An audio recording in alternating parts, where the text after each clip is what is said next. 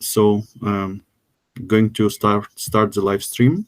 Maybe let me give a couple of words to say, admit my crowd who is joining via the stream. Right now. It's still going up. Let's see. I hate this whole admitting. Yeah, you have a lot of work on your hands now.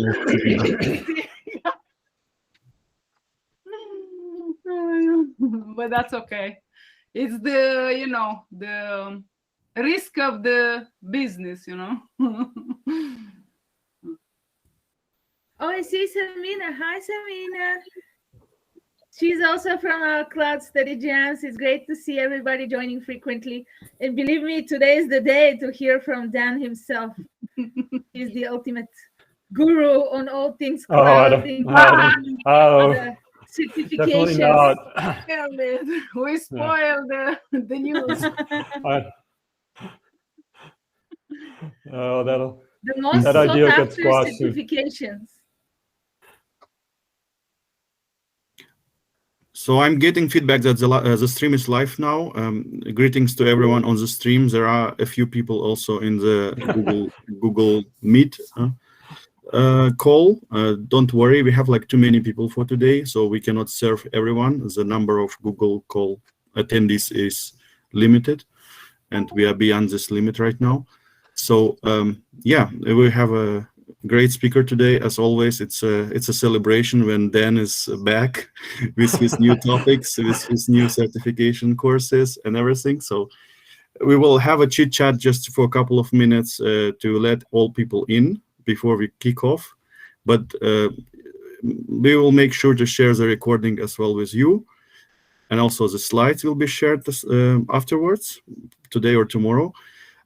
What you should definitely stay in the call until the end, because at the end of the call, Dan will distribute his, for free, you will get for free his great course about cloud architecturing on Google Cloud, I guess, right? Dan, correct me. Google Cloud Professional Architect Certification Exam, the course. Linda, thank you very much. Yes, there we go. Thanks, Linda. And Linda, I don't know if you have a slide with the link. I can go grab that.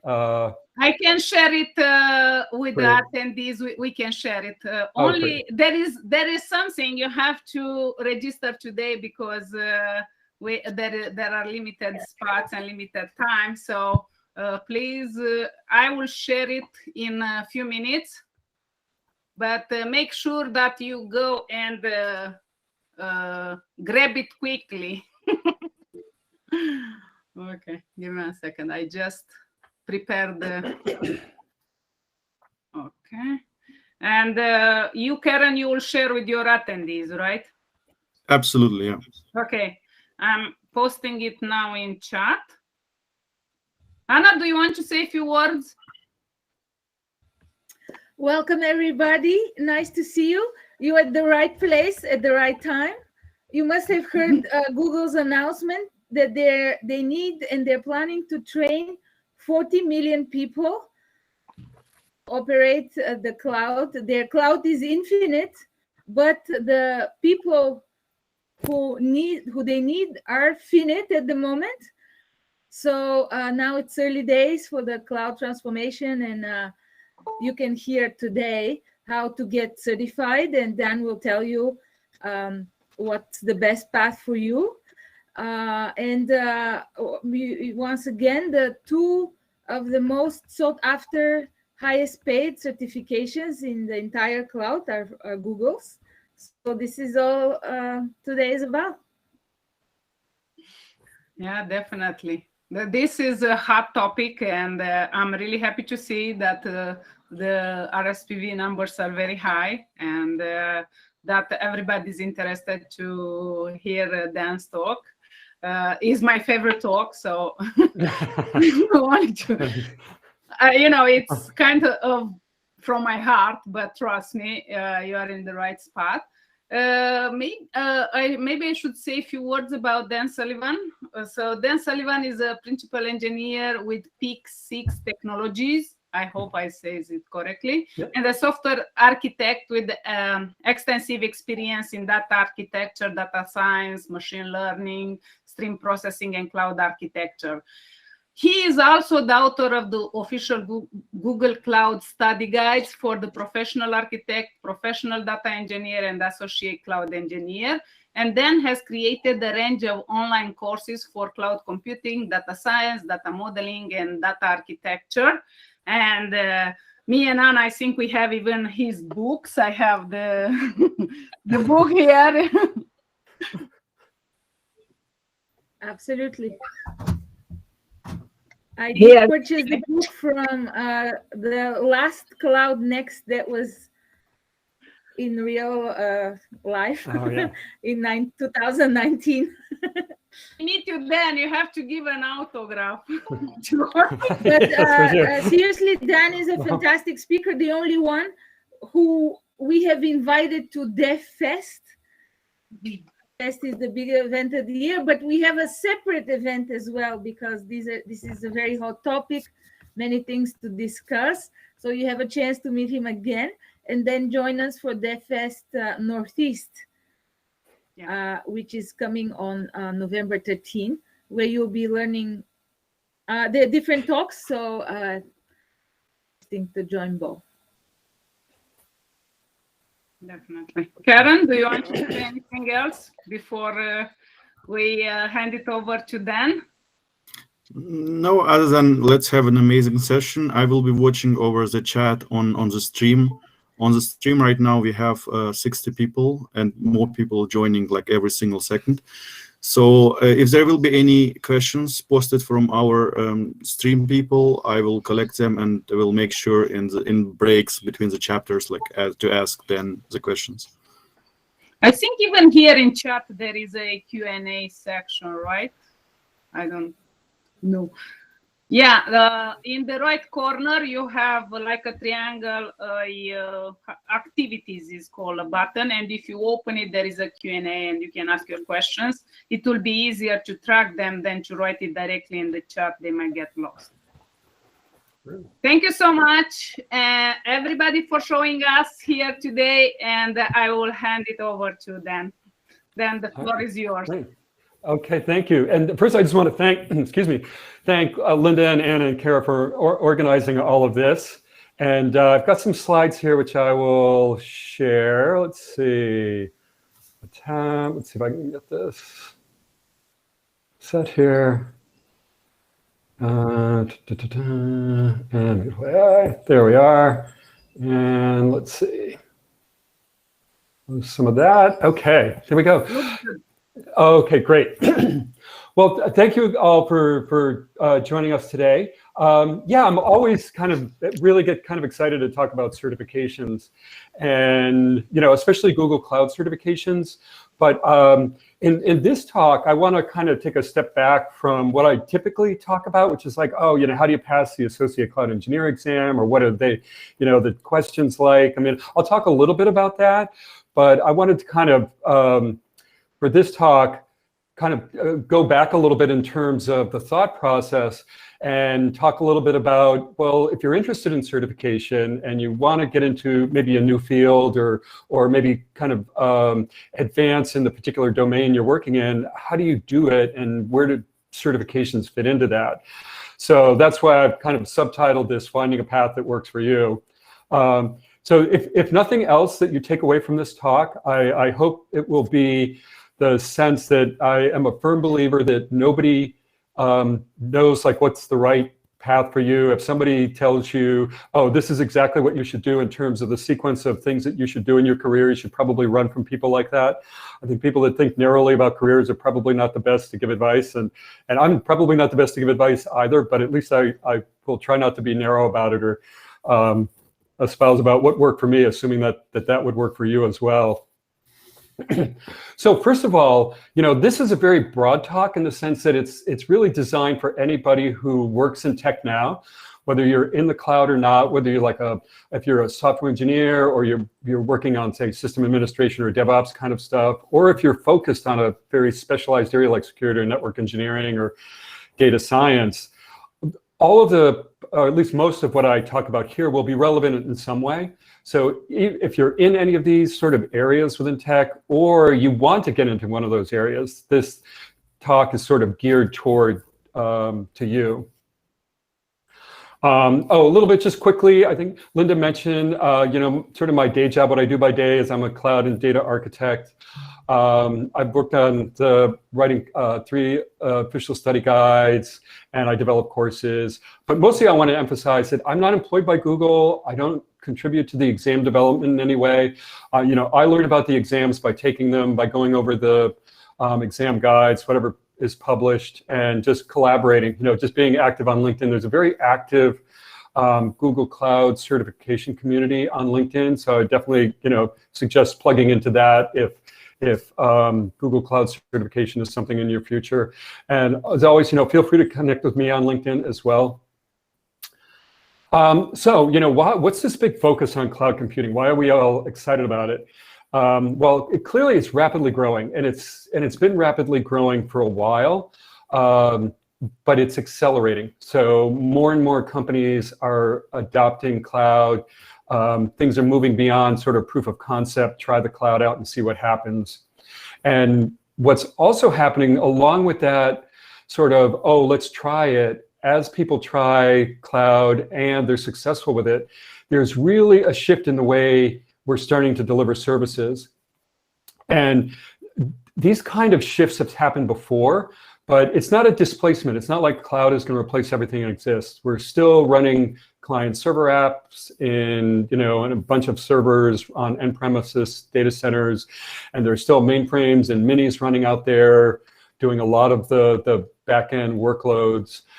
So we're not talking about, you know, all of the stuff that you've learned in the past. If you've worked in tech and computer science for a while, all that stuff you've learned isn't going away. It's just more like we're adding on to it. And a lot of the things that we've learned in the past are still relevant, especially because many organizations are going to continue to have on-premises infrastructure. People are still going to be running, you know, VMware applications in their data centers. Some of the, you know, larger organizations are still going to have, you know, IBM AS400s and iSeries running.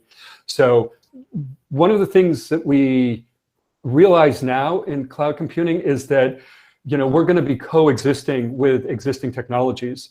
So the term hybrid cloud is very popular, and that the idea there is that, you know, you're running some of your workloads in your on-prem infrastructure and you're running some in the cloud. So when we talk about being a cloud professional, oftentimes we're talking about being a cloud professional who understands cloud and existing on-prem infrastructure and technologies.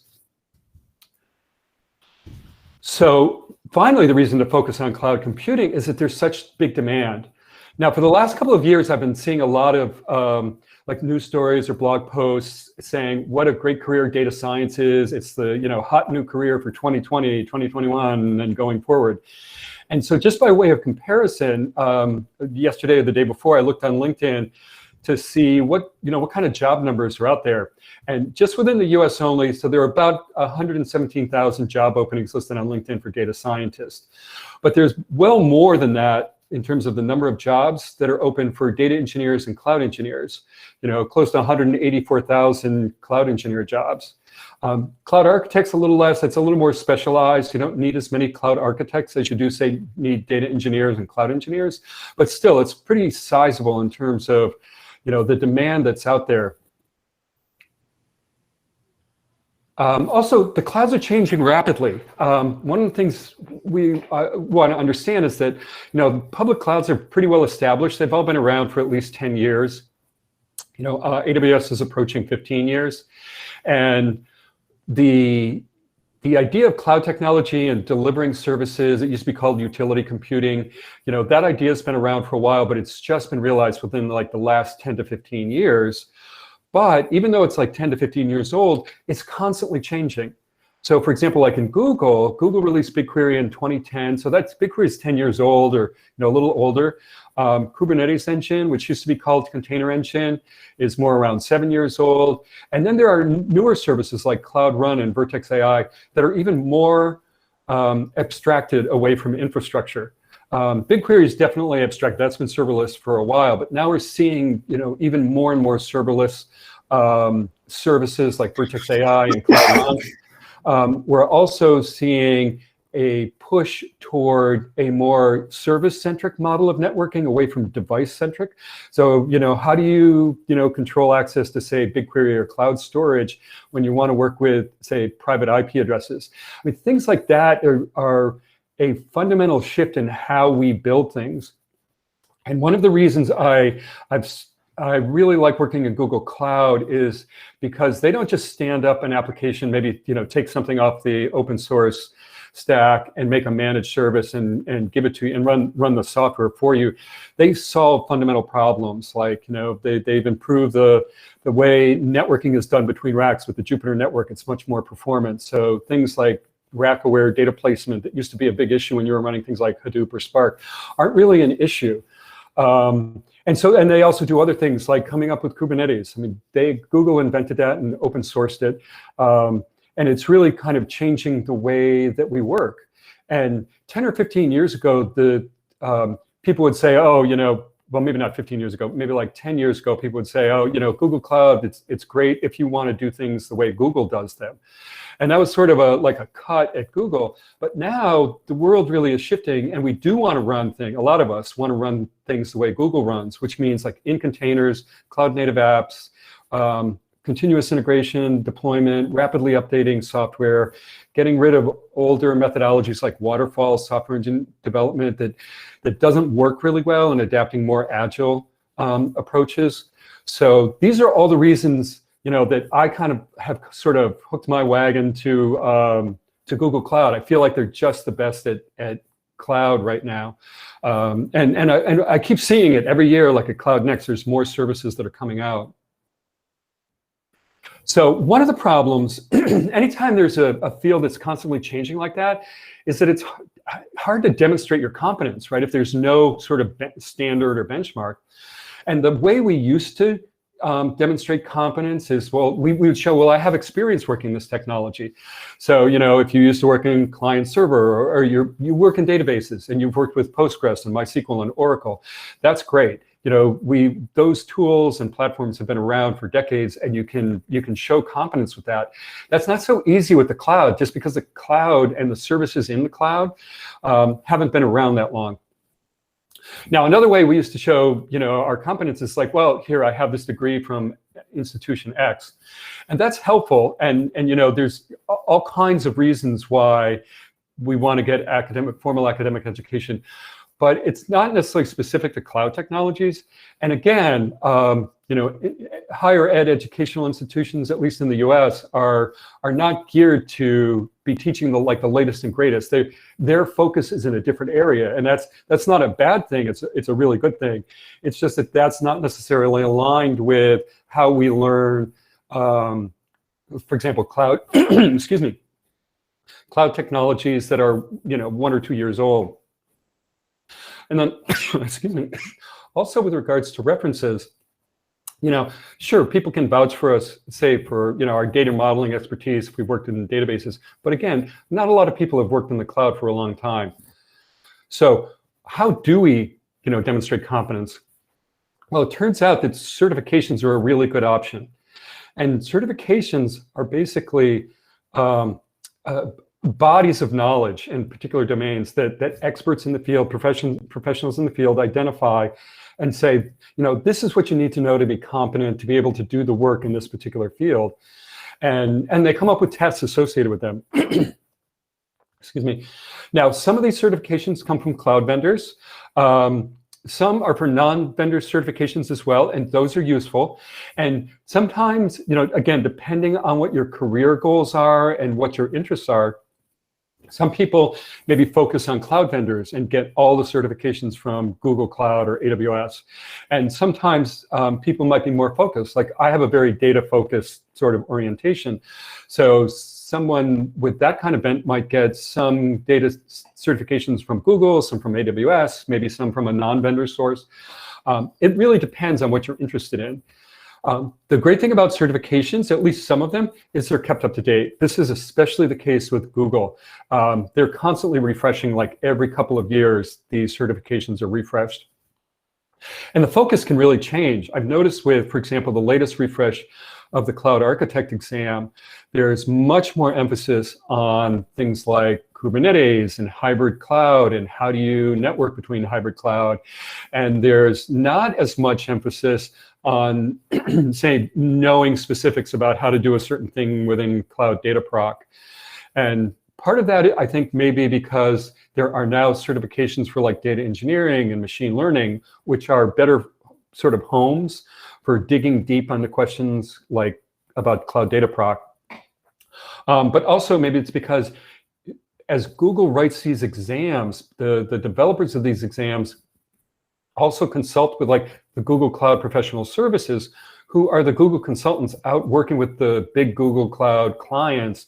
And they see every day what kind of issues their customers are running into. And that kind of is information that feeds into the exam. So another thing I really like about the Google Cloud exam is that they are very tailored to real world, pragmatic kind of requirements. So those are the reasons that I like certifications. And then finally, it's a common benchmark. So everybody who takes the Cloud Architect exam or the data engineering exam, they're being measured on a specific set of skills and criteria. Excuse me. So people, employers and people who are looking for professionals can understand what they're, what they're hiring, what kind of skills to expect. And then also sort of a side benefit with certifications, which I don't think it's talked about enough, is that in addition to demonstrating that you have a certain body of knowledge and that you know data engineering or network engineering, it also shows that you can learn. And learning is really important. If you're in information technology or computer science, we're constantly learning. Things are constantly changing. So a nice side benefit of working, sorry about that, with certifications is that it is a kind of a soft skill demonstration of your soft skill about your ability to learn, which is really important. So now the question is, okay, there's a whole bunch of certifications out there. How do you pick the right one for you? And I would suggest, this is just how I do it, and it seems that, it's worked well for me, and I think this is the kind of thing that's worked well for other people I know, which is the first thing about the kind of like the work that you like to do. Like, do you like to code? Do you really like to do software development? Are you interested in working with data and kind of analyzing data and digging in and asking questions of data? Do you like working with puzzles? I mean, if you're a puzzle person and things like networking engineering, security engineering, might be a really good for you.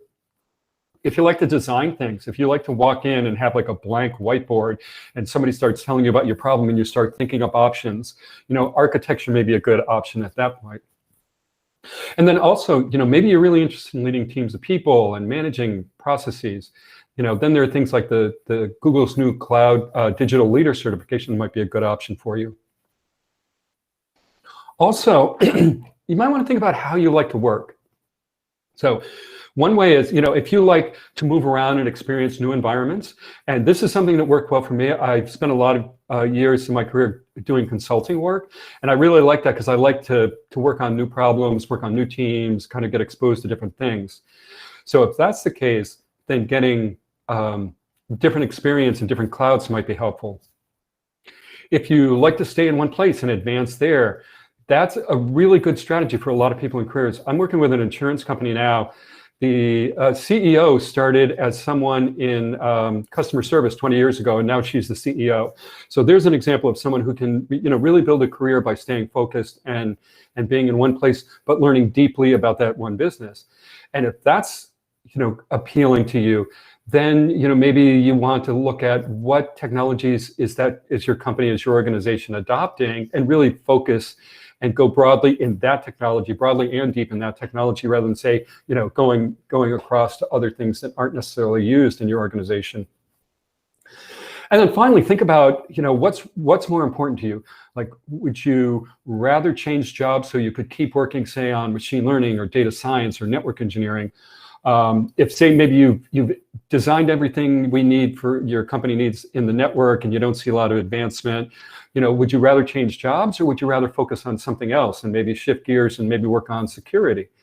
So as you think about those things, those kind of questions, they might help guide you into what are the what focus areas you might be interested in. So here, I just want to show a couple of examples of general focus areas.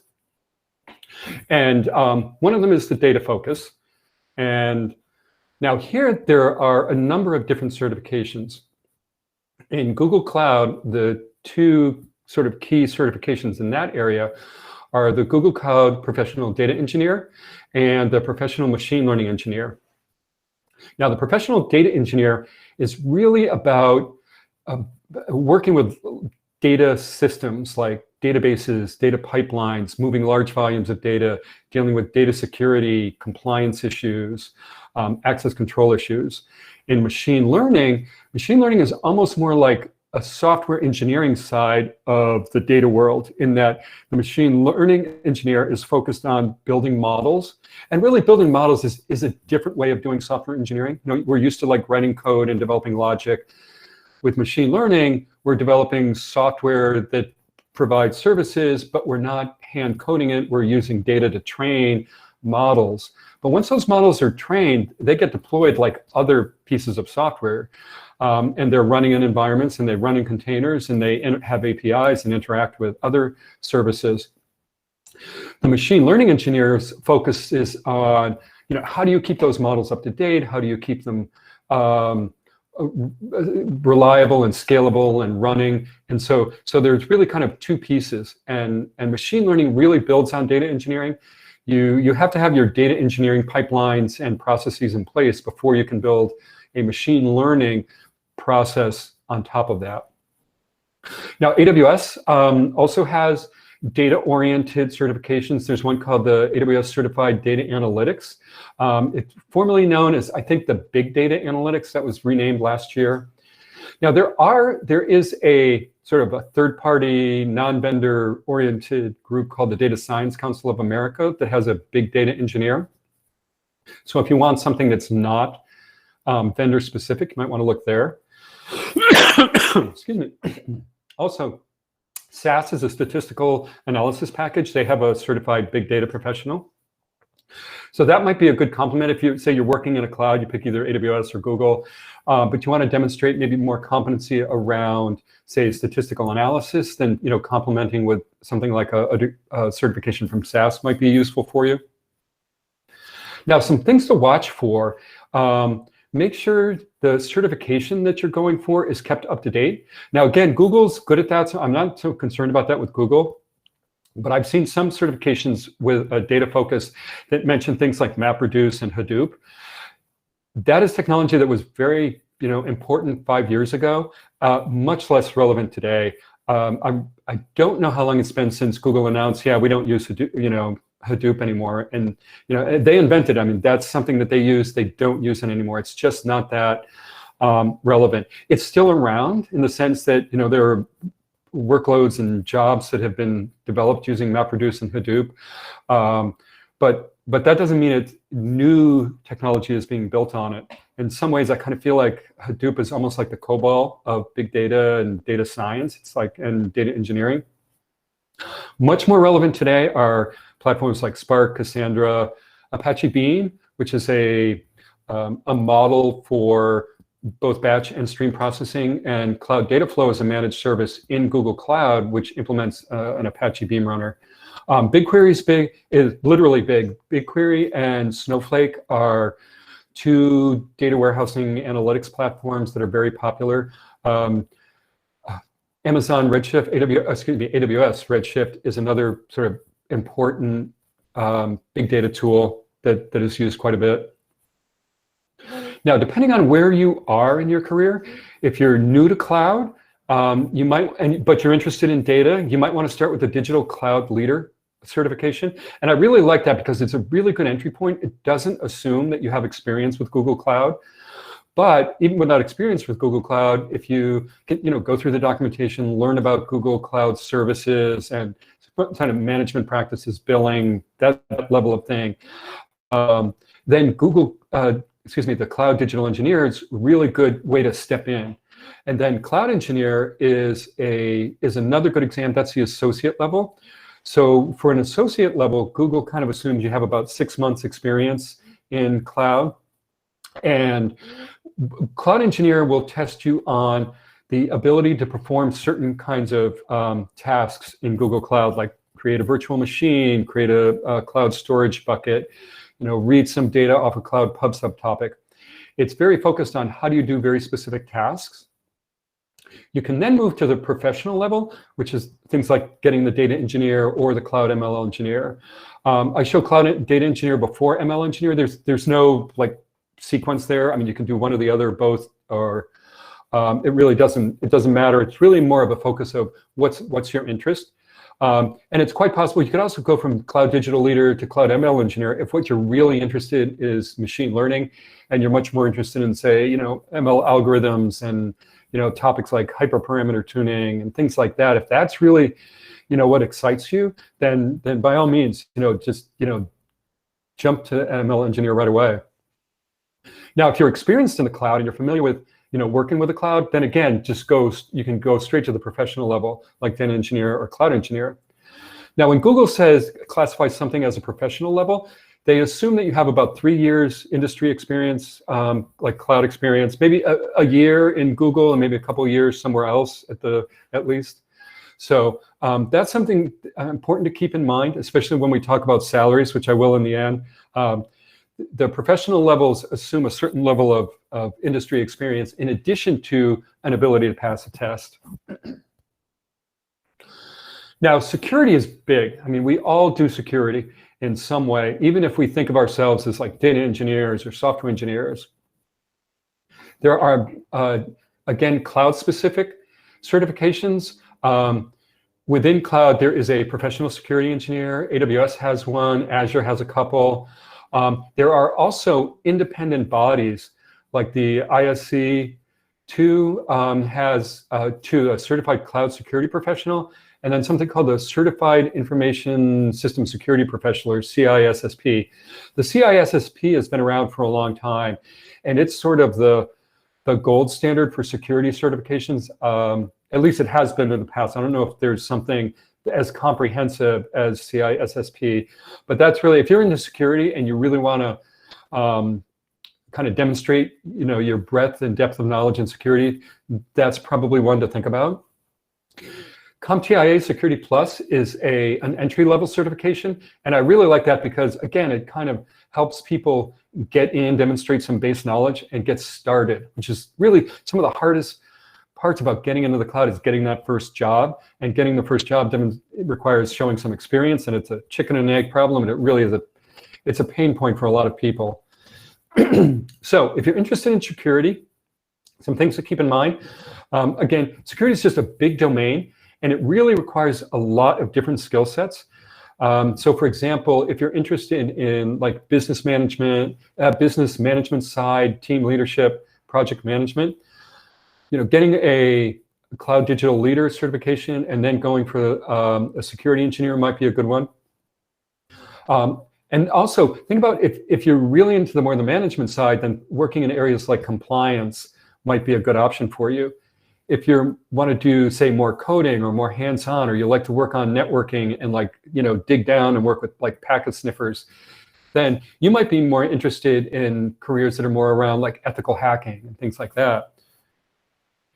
So one example path, again, if you're kind of just brand new to security, you might start with the CompTIA security, and then maybe go for one of the other vendor neutral, like the Certified Cloud Security Professional, which shows across cloud, just sort of common security issues in cloud computing, and then maybe go for one of the vendor specific, like Google or AWS, depending on where you're working and again what your interests are. So that's sort of the topic area kind of focus. Now I just want to shift gears and talk about like cloud focus areas. So I'm just going to talk about Google Cloud.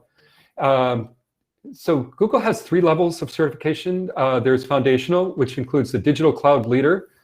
Again, that doesn't assume experience with Google Cloud, but basically passing that test demonstrates you can learn about Google Cloud.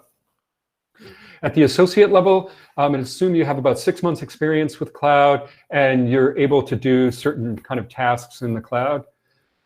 And then the sort of the richest subsection is the professional domain, and there are many different professional certifications. And this again assumes like 3 years of experience, maybe 1 year at least in Google Cloud, and a couple years either also in Google Cloud or in some other cloud environment. One of the things I really hope Google will do is expand the foundational and associate level. The professional levels are, that's a pretty big hurdle. There's a lot of learning that needs to go on in those. So I'm hoping that, you know, Google will kind of expand the steps toward the professional level. So again here, now you can focus within Google Cloud. Like really my area is sort of like architecture, data engineering. That's where I focus, but for other people, you know, you might want to also kind of mix it up. Like you may be focused, like you may be a cloud architect, but collaboration engineer might be a good fit for you. Or if like DevOps is really important, like if you're working with a group of software developers and you have a lot of services that you need to maintain in your group, you might want to do architect and DevOps engineer. You can mix it in a lot of different ways. And again, I just go back to those questions earlier about, you know, what do you like to work on? How do you like to work? Let that kind of guide your choices. So some tips on preparing for the exam, some things you want to know. Now this is, these are Google Cloud certification exams. When I'm talking about this, AWS, I've taken some AWS exams like for their architect, and it's similar. I don't know about other exams. I haven't, you know, I've taken Microsoft ones, but that was a really long time ago. So I can't speak to the details of the other certifying bodies. But with regards to Google Cloud, you can take the test at a test center or remotely online now. They're typically 2 hours. These are the standard tests, not the beta. So if you're in the sort of the production version, there will be 50 questions.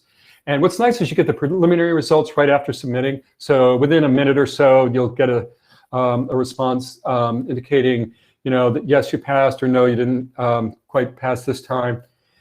And some other things to note, so this is not like an open book test. You can't have notes, any study guides. It's purely, you know, you have to do it from memory and by reasoning through questions. And you can register at webassessor.com, Google Cloud, so it's Google works with that.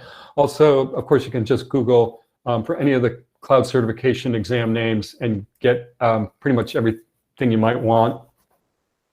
So here, I just want to go over some questions to give you an idea of what kind of questions you might see on the exam. Again, this is related to Google. I don't know how other certifying bodies do it, but Google exams are all scenario-based questions. So it's not a question of like, you know, what's the largest database you can have in Cloud SQL? You almost certainly won't see a question like that. But you may see questions that require you to know that, so you can decide whether you can use Cloud SQL or whether you should use Cloud Spanner if it's something larger. So here's an example of something that you might see, or something like this on the Cloud Engineer exam. And what we're talking about here is reasoning about what's an efficient way to use your set of VMs. And you might be asked a question about, well, you know, you deployed a bunch of VMs, but you're not really utilizing them. You're looking at your cloud monitoring data, and your CPU utilization is maybe under 40% a lot of the time. What can you do? And here the idea is, what you're being tested on is, you know, how can you recognize a mechanism to do auto scaling? So you scale up when you need it, scale back when you don't. And in this case, it would be something like managed instance groups is something as a cloud engineer you would want to be familiar with, and you would be able to recognize that as the answer. Now, in the architect exam, you're expected to not only know like what services do, like a managed instance group that includes auto scaling, but you're also expected to understand and be able to reason about how they work underneath, sort of underneath the covers. So here's an example where we have a client migrating a large number of documents to cloud data store, to cloud storage, and it's not as fast as you would expect. Well, one of the things that can happen in really any distributed storage system, which include things like cloud storage, BigQuery, Spanner, is you can get something called hotspotting, which is the idea that you might have a bunch of servers available to do work, but the workload is not distributed evenly across all of the servers. Excuse me. That's not distributed equally across all the servers. So there might be one or two servers that are doing a big brunt of the workload. And so that can cause hotspotting. And this idea, like you're not getting the performance that you're expecting, from that piece of information, you should be able to infer, oh, we're possibly hotspotting. And then how do you prevent hotspotting? Well, you have to understand how work is distributed across the nodes in whatever particular system you're working with. And typically it's based on some kind of key. And so you want to make sure that your keys are being generated in a way that the keys are generated across the entire span or the space of the key space, so that all of the nodes are equally likely to get work rather than, say, focusing them onto one small set of nodes. And then finally, in the data engineering, and this could also be a machine learning question, you may be asked about specific information or knowledge about machine learning techniques. The data engineer exam, I think, has about 20% of the questions around machine learning. So here's one where you're expected to know like machine learning techniques. And here's a question about how do you test or evaluate a model you've been building. And so you need to understand like different terms in machine learning, like k-fold cross-validation is the answer to this question, but that requires you to know like what is cross-validation, and regularization is a way of not overfitting or building a model that's so close to the training data that doesn't actually work with more general data. Or feature engineering, which is a way of improving the quality of a model by adding new features which the ML algorithms can learn from. So those are just some, I just want to give you an idea of what kind of questions you might be exposed to on these exams. And then finally, it sometimes helps me to think about the exams in terms of Bloom's taxonomy. And Bloom's taxonomy is a description of different ways that we use knowledge. So sometimes it's just like remembering facts. Other times it's applying knowledge in different ways. And at the associate level exams, that's more like the apply and analyze kind of level of Bloom's taxonomy. So you have to be able to use information in new situations. You have to be able to kind of connect ideas. At the professional level exams, you need to do that, but then you'll also be asked questions that require you to make like reasoned judgment. Like, both BigQuery and Bigtable might be, fit a certain set of requirements explicitly, but there's something in the requirements that will cause you to lean to choose one over the other. That's sort of the evaluating level kind of knowledge use in Bloom's taxonomy. That you can expect in the professional exams. So the professional exams really will expect you to apply your knowledge and apply knowledge across multiple, possibly multiple domains. So you might be reasoning about, say, how Kubernetes services are monitored using health checks, and it also requires you to understand cloud monitoring and cloud logging and how logs are collected and things like that. So it's definitely the professional level really will kind of push the boundaries of what you know and require you to reason through problems.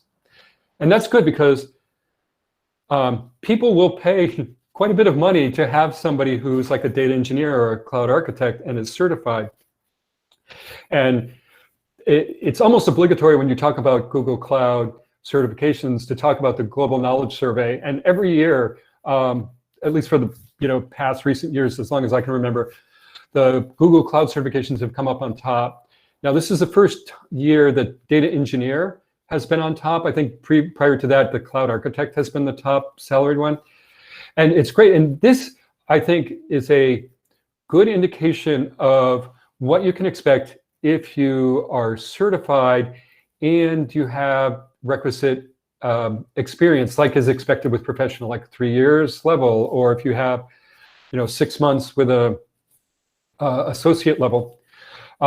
So when you look at this, I just want to add a caveat that just because you pass the exam doesn't necessarily mean you're going to be able to get a job as a data engineer and get a $172,000 a year job. That is also, people will treat that as a proxy. It also assumes that you have other experience as well. So certifications are important, and it's great to get them, but certification alone isn't enough, because again, certification is used like as a proxy. It assumes you have other experience associated with it. So please don't get discouraged if you pass like a cloud architect exam and then don't get a $170,000 a year job, but you may end up in a position where you are getting architecture experience, and a year from now or a year and a half from now, you will be at that sort of tier that you were hoping for. So it won't have, just keep in mind that it may not happen overnight, that getting certifications is hard. It's many months of study for most of us. And then, there may be additional work after that, post-certification, that you are required to do before you get to some of these levels. So with that, we'll open it to Q&A. And yeah, I will stop sharing here. Yeah, we have some questions. I don't know, Karen, do you have some questions on your stream? Maybe we can address one-on-one, whichever works for you. Sure. Let me see if I can pull up the... We can read it for you then, don't worry. Oh, okay, great. So first, I think was a question from Jatin Kumar, if I pronounce correctly the name. Does a fresher who is graduated from, I think, bachelor's in tech, it's B.Tech, but has a very good knowledge in cloud, is eligible for cloud-based jobs? Yes. Excuse me, I'm sorry. I would say yes. It depends on the organization that you go to work with. There's such a wide range of what people are expecting. Some organizations are just absurdly, looking for somebody like hyper qualified. There was a joke meme going around the LinkedIn a while ago. Somebody asking for like somebody with Kubernetes with 10 years experience, and Kubernetes hasn't been around that long. So sometimes you get that, and it's just best to avoid organizations like that. But sometimes companies are more realistic. And so, yes, you're eligible, but it may take a while. It may take some hunting to find an organization that's willing to work with somebody who's new out of school and maybe doesn't have a lot of experience in the industry just yet. But yeah, definitely go for those jobs. And if you have problems, yeah, feel free to also message me. Anytime you're doing like job hunts and you have questions about it, also feel free to message me on LinkedIn with stuff like that. It reminds me one time when I was job hunting, somebody was asking for Flutter experience 10 years and it was released in 2019. And when I told them, they says, I don't know, our team says that they needed 10 years, so you don't qualify. I says, okay, I will not have that experience. Yeah. Now, there are places which will say like 10 years of architect experience, and that's perfectly reasonable. Yeah. But 10 years with a specific tool, yeah. Well, maybe Postgres. Other than that, I would. Especially when it was released only 2 years prior, to have 10 years experience in that technology. Right. Is hard. Yeah. Okay. Karen, do you have any question on your side? Let's take one from your side. Yeah, we have plenty of questions, but let me start with an easy one, I guess. This certification, the most highly paid certification by Google Cloud is data engineer, right? And my question is, are these technologies which are people exposed to within the certification, are there only like Google own technologies, in-house technologies, or are there like more state of the art, like in tech, also from like open source projects or like from third-party companies? Can you shed a little bit of light on it? Yeah, sure. That's a great question. Yeah, it's with Google certifications, a lot of the services that are, say, in the data engineer are based on open source project. So there's Cloud Data Flow, which is based on Apache Beam. Flink is another Apache Beam runner that's an open source tool.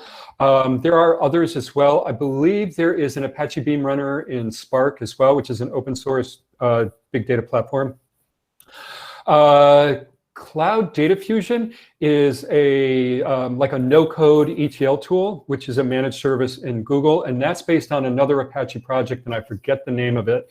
But definitely, if you are familiar with like ETL tools that you've used on premise, a lot of that knowledge that you have carries over into data engineering. So definitely, you could have worked anywhere on any data platform using anything, and you're going to learn and know the skills. A lot of those skills will immediately carry over. You know, data engineer is a fairly new term, but boy, working in ETL, and if you worked in data warehousing, that stuff's decades old, and any experience you have in there is going to be relevant. So yeah, definitely anything you learn in AWS also is going to be highly relevant.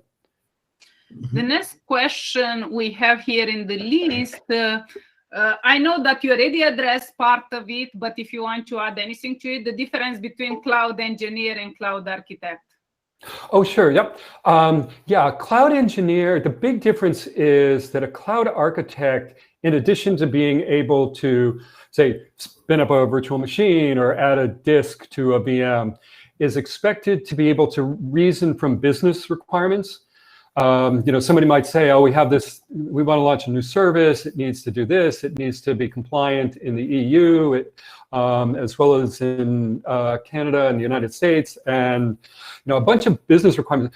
Cloud architects need to be able to think about that, think about, well, how are we compliant in the EU, and what are the important, you know, regulations? And it's like, oh, like privacy directives, and then okay, if we have privacy directives, what do we need? How do we translate into that? And it's like, oh, well, we're going to need to use, you know, maybe dual region cloud storage, and anything that's from EU citizens is stored in the EU region.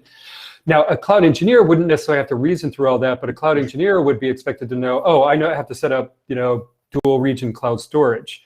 So that's really the big difference.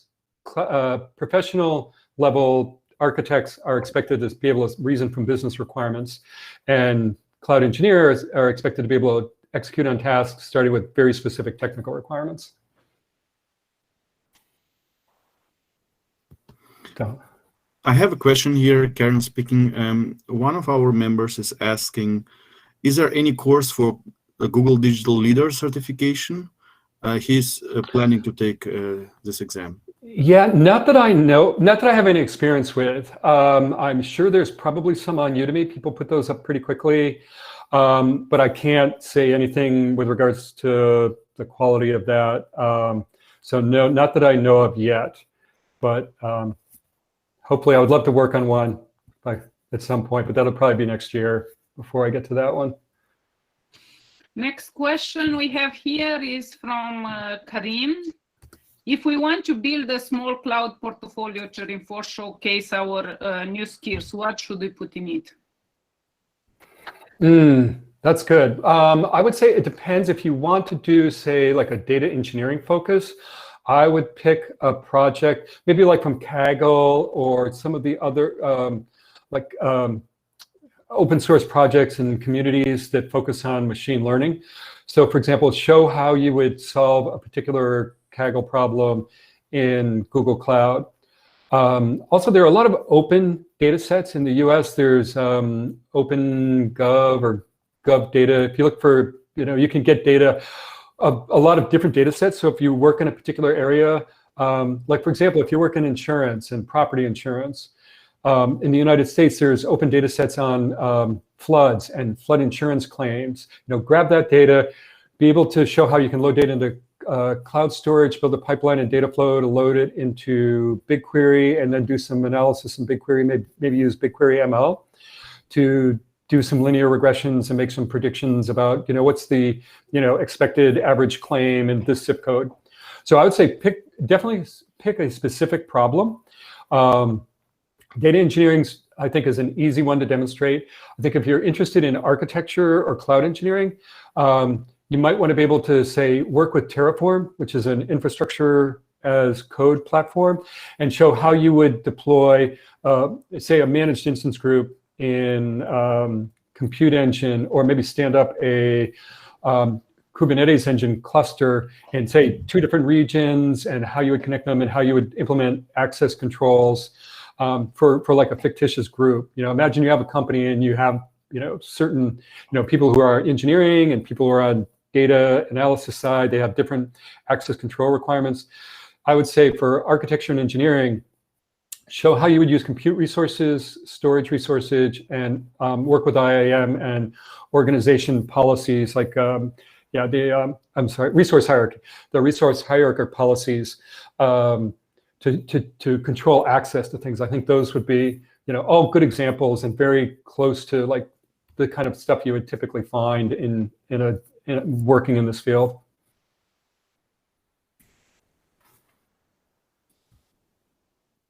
Karen, are you going next? Yeah, I would have one question. And the question is, how can we get sample test cases to implement in the Google Cloud platform to enhance our learning? So basically, the question is about the sample test cases, where to get them. If by sample test cases, you mean like practice exams,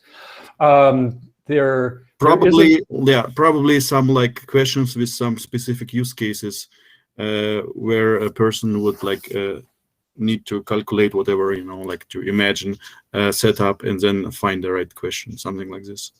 Probably. Sure. Yeah. Okay. Well, I'd say there's sort of two kinds of ways of doing that.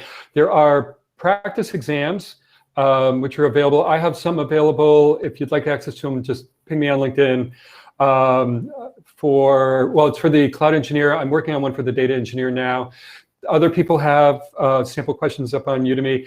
Those might be good like triggers for you. There might be some scenarios in there that prompt you. Other than that, I would say look at Quick Labs. Google sponsors and has this Quick Lab series of hands-on exercises where you're actually doing things in a very structured way in Google Cloud. That's also a good way to get hands-on experience, and also might prompt some other ideas. For a while now, I've wanted to like develop like scenarios, like projects that people can work on post-certification to kind of demonstrate, and I just haven't gotten to that yet. But again, next year I have hopes for 2022. Before we go to the next question, I had a request. Can we send a PDF copy of your slides to the attendees? Oh, yes, sure. Feel free to share those. Yep. If you have the updated one, or if you added some.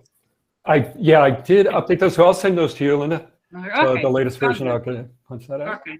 The next question is, what are the core skills and technologies one needed to become a great cloud architect? Cloud architect in a lot of ways is the hardest because it's broad. People often talk about architecture when they talk about the architecture exam. They say it's a mile wide and an inch deep, meaning you need to know a lot of different domains. So I would say to be a good architect, kind of spend time in each of the other, like the subdomains, like spend time in security, data, networking.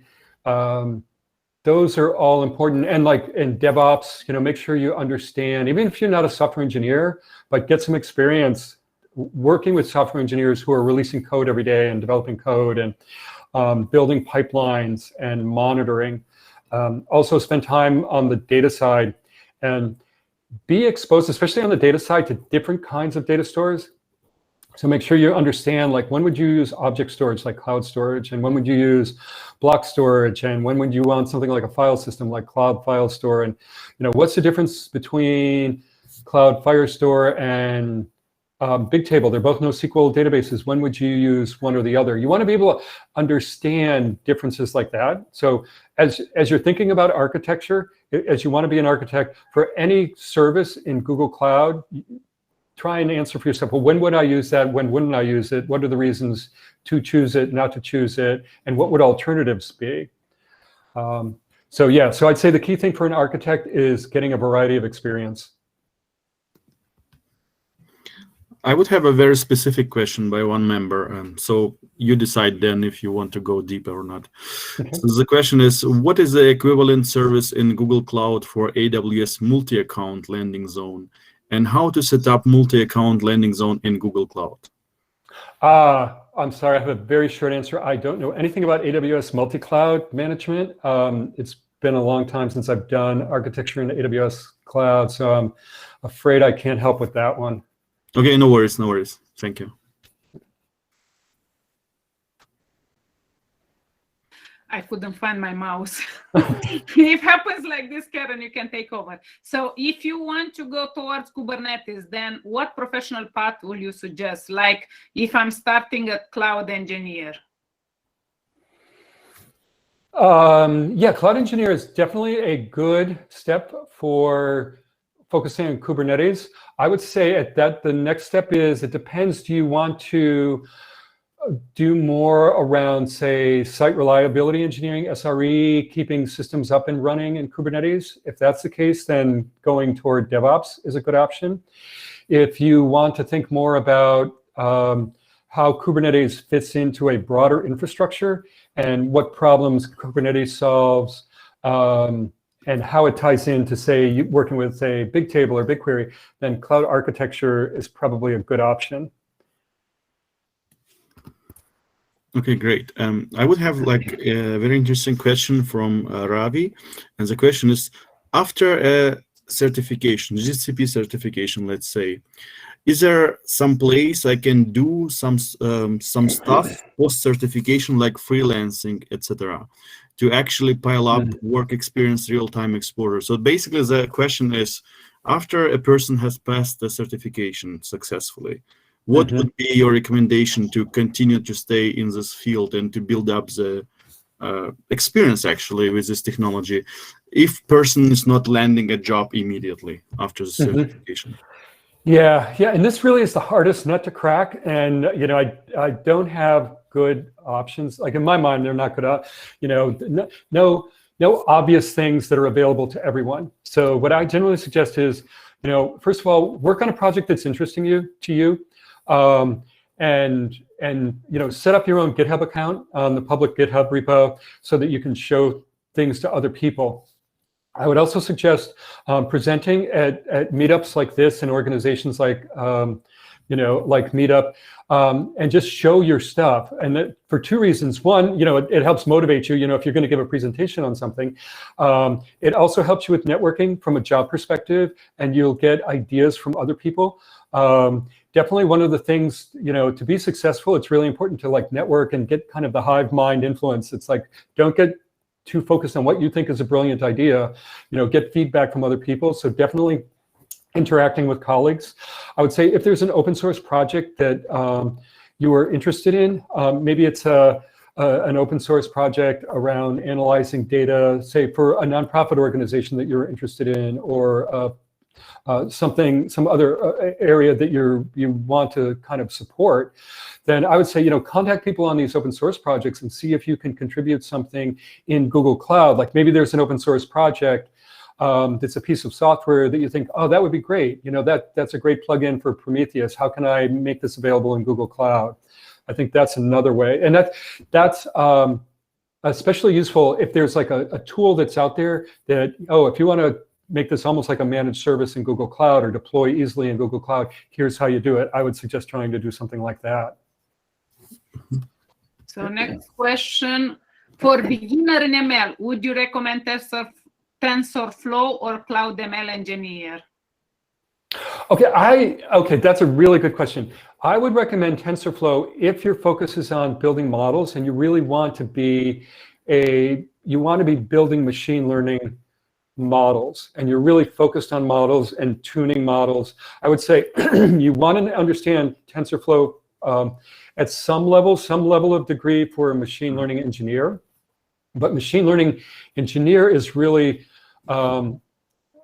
broader in the sense that in addition to understanding how you might use TensorFlow, you also want to understand how you use, say, data pipelines and how you monitor machine learning models in production and update them frequently. So machine learning engineer is much more about using models in production. Working in TensorFlow is much more like coding if I can make an analogy, it's like coding in an IDE and building a program and then sort of maybe releasing it, and then somebody else is monitoring it for you. So, yeah, I would say definitely learn TensorFlow for the ML engineer. But if you're really interested in like the full life cycle of how that model operates in a production system, then ML engineers, what I would suggest focusing on.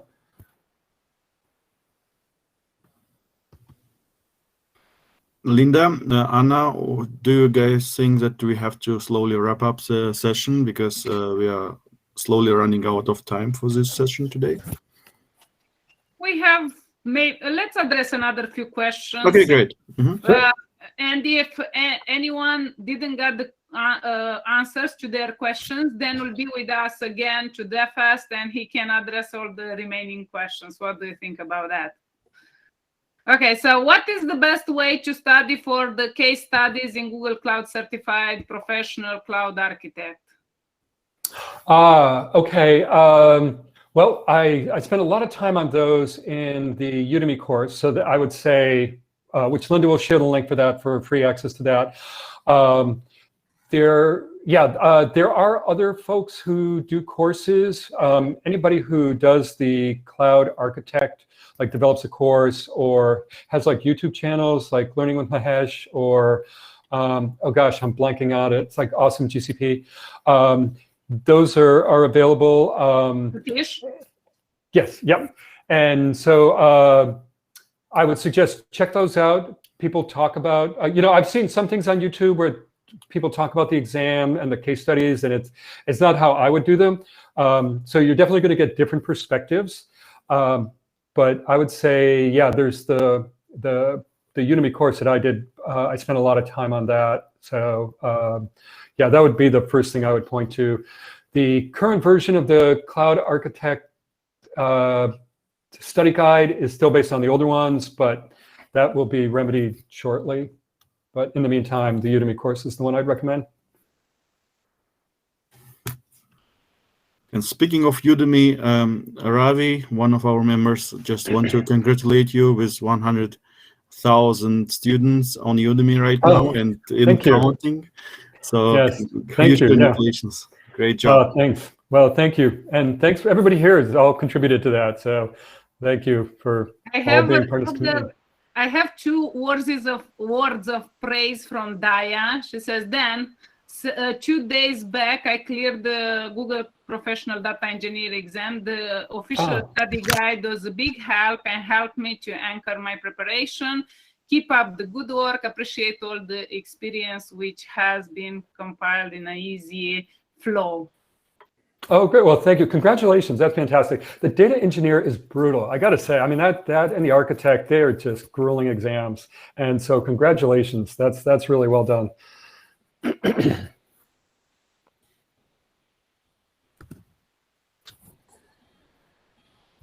Karen, Anna, do you like to say add something else?